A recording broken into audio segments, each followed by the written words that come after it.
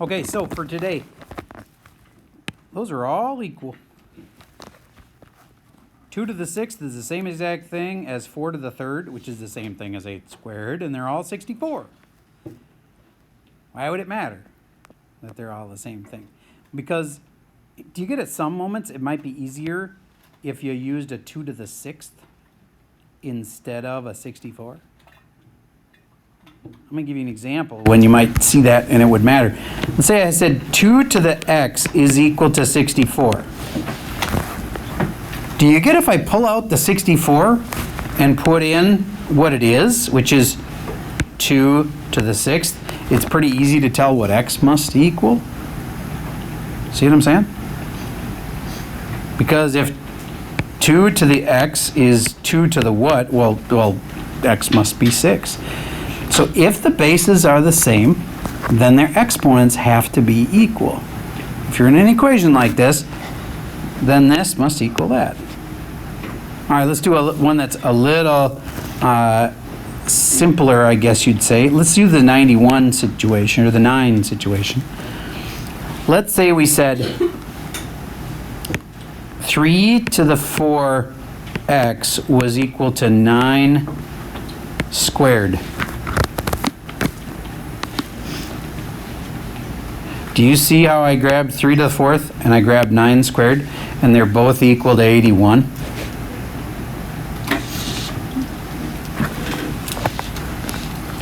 Okay, so this is a complicated one, but it's not that bad.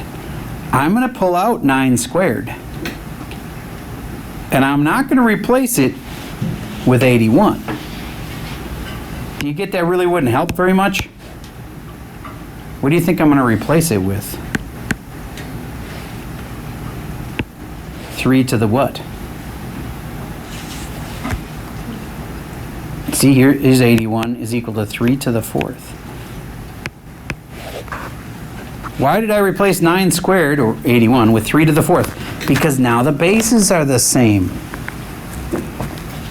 So if this and this base are the same, what did I say about the exponents? They had to be what? They had to be equal.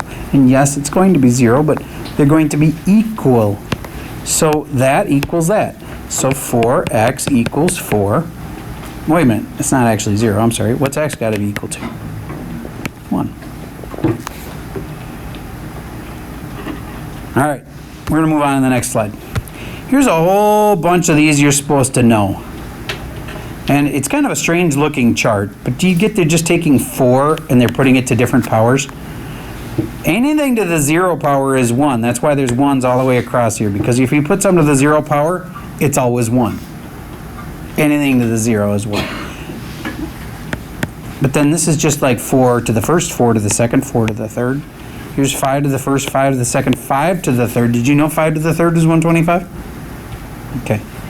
And 6 to the first, or sorry, 6 to the 0, 6 to the 1, 6 to the 2. All right, and here's some weirder ones that you may not know, like off the top of your head. We just talked about this one. 3 to the what is 81? 3 to the 4th.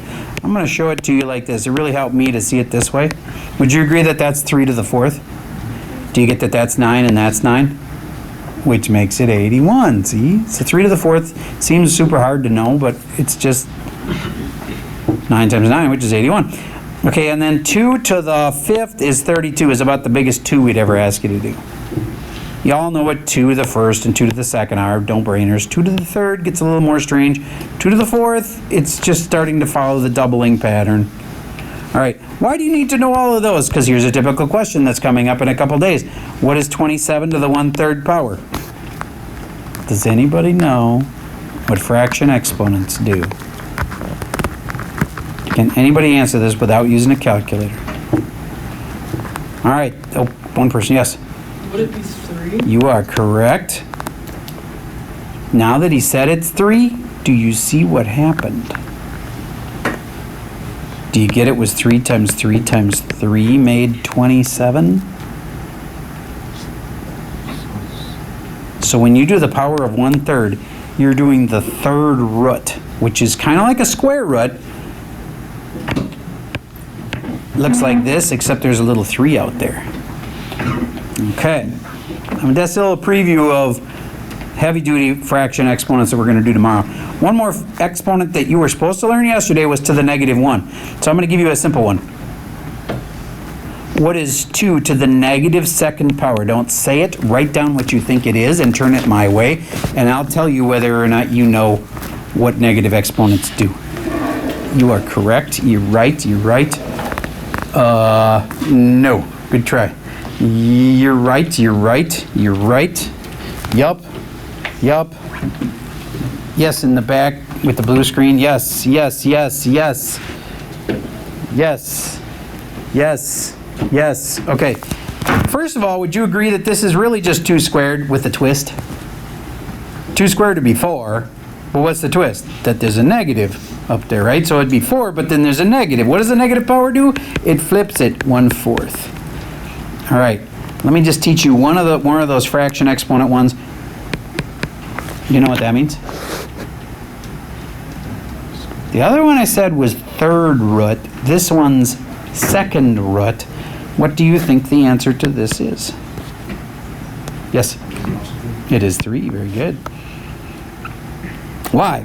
Because this means the exact same thing as the square root of 9. And you all guys all know that one's 3. That's an easy one. It's just a different way to write square root that you're not used to. And I'm going to leave you with one last thought before we teach this tomorrow. The root goes on the bottom. So whatever's on the bottom of your fraction exponent, that's the root. The roots are on the bottom, just like in plants. Have you ever even seen a plant where the roots are on the top? It would make no sense, right? The roots always go down. The roots are on the bottom. Now, maybe in space, it's not the same because, is there really an up and a down in space? Well, then it gets more complicated. Then the roots probably are wherever the soil is, but anyway. Okay. On Earth, anyway, the roots are always on the bottom. So if you have a fraction power like this, 27 to the 2/3 power, that's the root, and that's squaring. So it's 27 to the 1/3 power, the root part. The third root of 27, we already did that one. Who's got it? 3. And then you square it, so the answer is 9. Very good. Somebody did it in your head. I'm impressed. That's a little pre-teaching of tomorrow. All right. Going back in on this page. Everybody find the yellow page that looks like this. It's got 2 super easy ones. These, the bases are already the same. So the exponents are equal. X equals 8, you're done. That's it. If the bases are the same, it's easy. So the hard part is making the bases so that they are the same. Do these have the same base right now? No, they don't. So you replace the 9 squared, which is really 81, with a 3 to the, anybody remember? 3 to the 4th, very good. So then x equals 4, boom. See how quick that is? As soon as you get the bases equal. Once this base equaled that base, then this power equaled that power. All right, next page. But what if you can't make them have the same base? On today's lesson, you always can, even if it doesn't look like you can.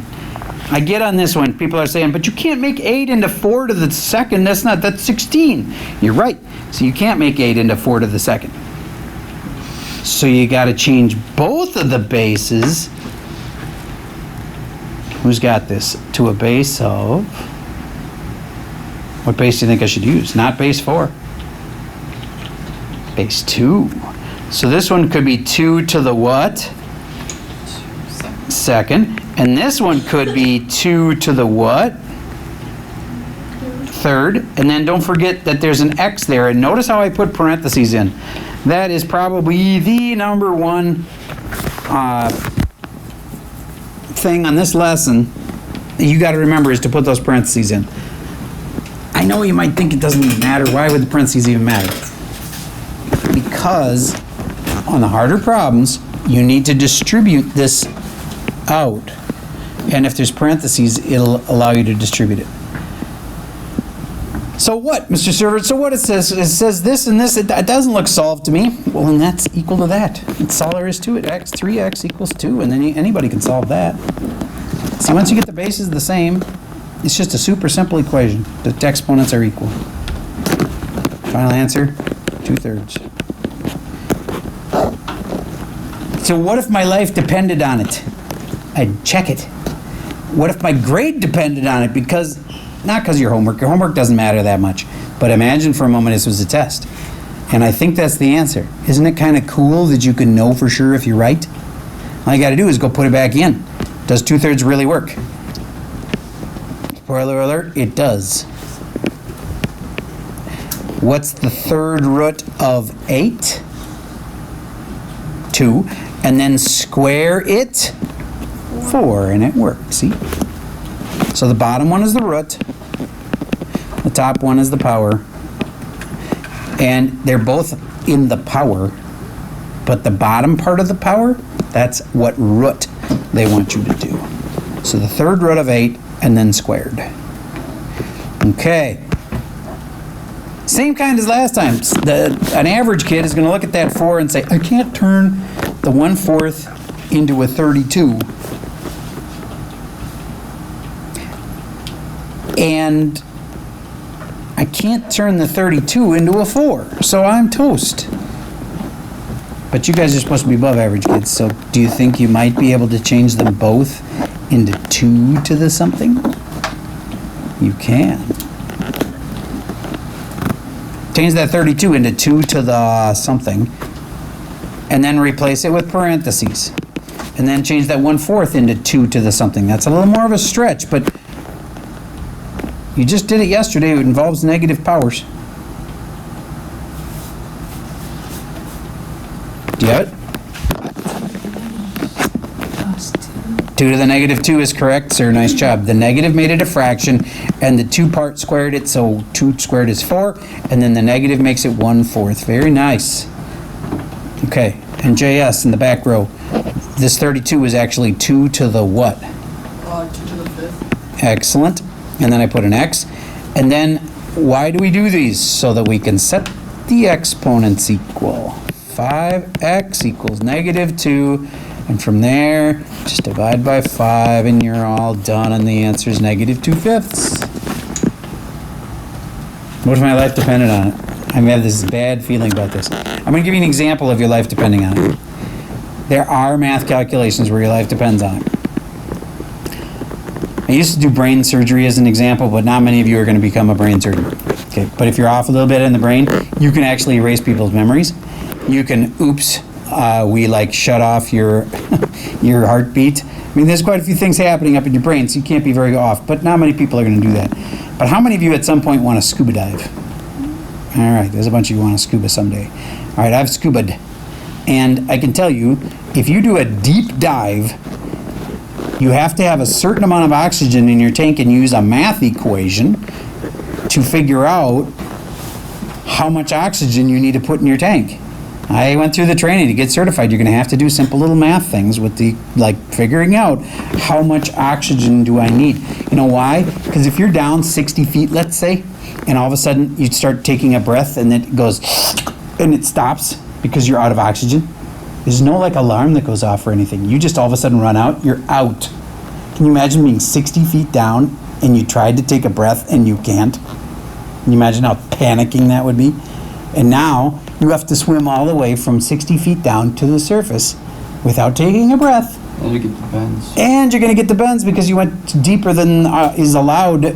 Well, it's not like a rule, it's just going to happen. You're going to get nitrogen bubbles in your blood as you're swimming up, so all kinds of bad things are going to happen. If you had just had enough oxygen in your tank, when you go up, you just go up more slowly. And if you go up more slowly, your body can acclimate to it, and that'll be fine. So the moral of the story is there are moments where math equations, when done right or wrong, could either save your life or kill you if you do them wrong. So none of you are going to die in this next test, but your grade might. So I'm trying to encourage you to check your answers. So I'm going to make sure this actually works. If I put in -2/5 right there, I know you're not a master of this yet, but have you figured out that the roots are on the bottom, and so this is the 5th root of 32? 5th root of 32 is 2. And then I'm supposed to square it. That makes it 4. And then I'm supposed to put a negative, and that makes it 1/4. Look at that. It worked. I know it worked. And if you're not good at that yet, hopefully by the end of tomorrow you will be. Okay. So let's get to typical question. If you can do this, I'm feeling like you're picking up what I'm laying down, okay? Give this a shot. Check with the kid next to you and see if you get the same thing. Hint, you're gonna wanna change them both to have a base of 3.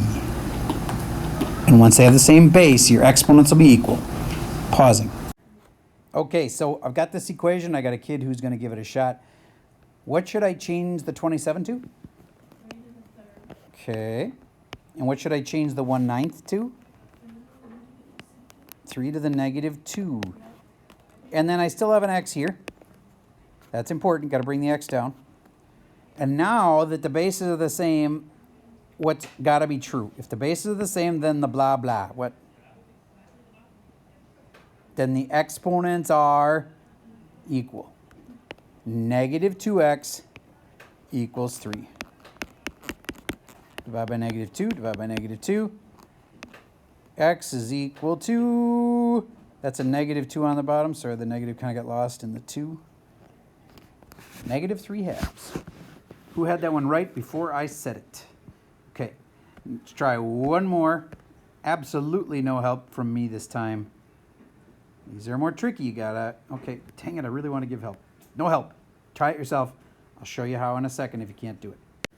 Okay, so as a student who has told me to change this into 2 to the negative 1, and then I still have 2x here. Tell me what to do now. And then turn the 1/4 to 2 to the negative 2nd. Excellent. And then what? Multiply the negative 1 and 2x. So what you're doing is right here, you're saying these are going to get multiplied, and they'll be equal to what? The negative 2. Yes, the powers are going to be equal. Okay, final equation. Divide both sides by what? Negative 2. Final answer? X equals 1. Raise your hand if you had x was equal to 1. Okay, awesome. You know everything. Now, one last thing. I want to get an easy grade in the grade book, so we are going to grade last night's homework, which was odd problems. Should be pretty easy. You reported that quite a few kids finished in class, so this should be an easy one. And I just need something else in the grade book every now and then. That's not a Schoology quiz. So everybody take your last night's homework. Again, it was just odds, and we're going to grade that. So that's all I have for the video for today.